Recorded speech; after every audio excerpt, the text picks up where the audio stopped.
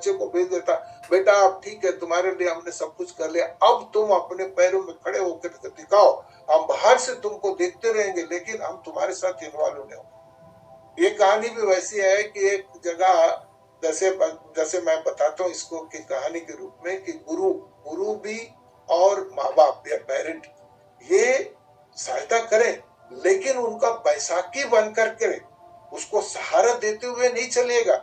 बैसाखी बना दिया तो वो उसको आदत पड़ जाएगी, लगड़ाते हुए चलेगा, जिंदगी भर लगड़ाते चलेगा कि मेरा बैसाखी मेरे गुरु और मेरे माँ बाप है।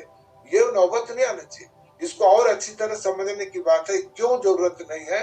अगर दो व्यक्ति तो एक लालटेन लेके चल रहा, उसके पीछे दूसरा एक व्यक्ति, वो भी उस लालटेन की रोशनी में दोनों चले जा रहे, घोर अंधेरा है, तो बहुत दूर जाने के बाद में वो व्यक्ति जो लालटेन पकड़ा वो बोलता है, अच्छा ठीक है भाई, अलविदा, मैं जा रहा हूँ अपने गांव। अब ये जो बीच रास्ते में पड़ा हुआ अंधेरा, घोर अंधेरा, अब सोचिए इसको दिमाग में कभी नहीं आया, हमेशा वो सहारा रहा कि शायद दूसरे के प्रकाश में चले जाओ, क्या नौबत आई।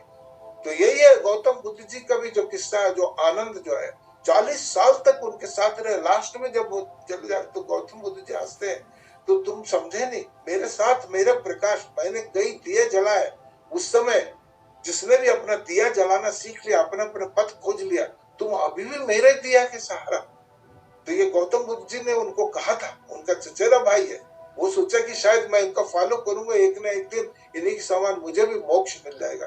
तो ऐसे नहीं है, कुछ दूर जाने के बाद आपको अपने आप जो है दूसरी तरफ चलना चाहिए, बहुत डिपेंडेंट नहीं रहना चाहिए। कई लोगों को हम देखते 40-50 साल तक भी माँ बाप के ऊपर में डिपेंडेंट रहते हैं। दैट इज नॉट, किसी गुरु को पकड़े तो गुरु को ही पैर पकड़े, बस जिंदगी भर अपना सब कुछ निछावर कर देंगे, इतना भी नहीं भैया, जरूरत नहीं है। गुरुओं और माँ बाप जो है एक मार्गदर्शन के लिए, एक समय के लिए, आपके सीमित समय के लिए आपके साथ में, जैसे आप बड़े हो गए, पंख उड़ गए, तो आप अपने आप सहारा ढूंढो। तो वैसे ही अरुणाचल प्रदेश में एक गुरु शिष्य और माँ बाप की ये कहानी है। तो उसमें यही है कि भाई वो अरुणाचल प्रदेश में सुबेरे उठ करके करीब 3 बजे भोर में जब गुरुजी उठ गए तो उनको प्रणाम करने गए, तो एक शिष्य को उसने कहा, एक काम करो, तुम जो है इस पहाड़ के 7 चक्कर लगा दो।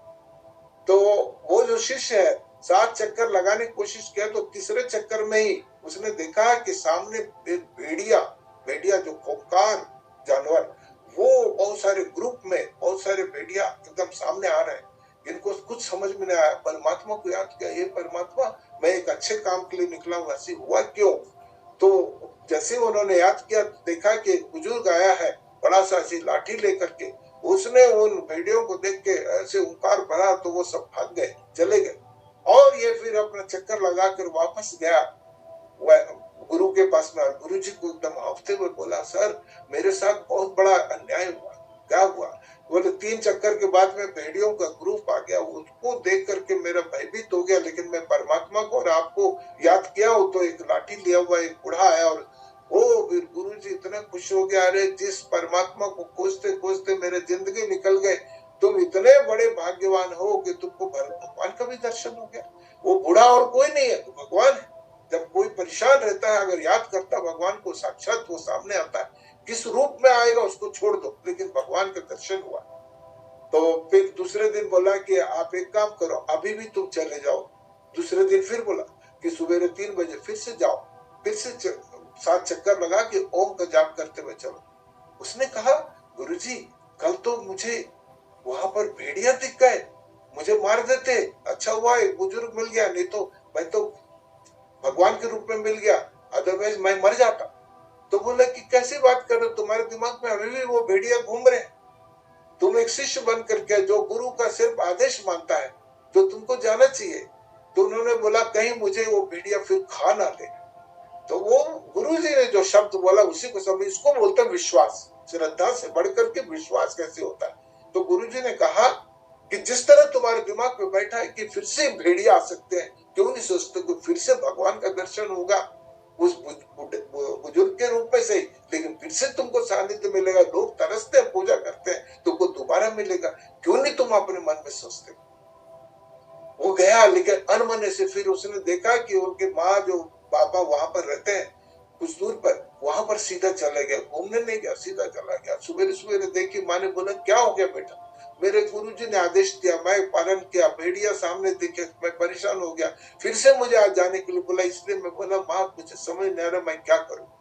तो उनके माँ ने एकदम एक बोला, यही है पेरेंटिंग, ये गुरु के आदेश, कभी बैसाखी मत बने। तो माँ बोलती है कि पहले ये बताओ कि तुम वहां पर गए, भेड़िया दिखा, ये दिखा, बुजुर्ग दिखा, सब कहानी मुझे अच्छी लगी है, लेकिन अभी तुम्हारे गुरुजी ने क्या आदेश दिया? उन्होंने बोला फिर से चक्कर लगाओ।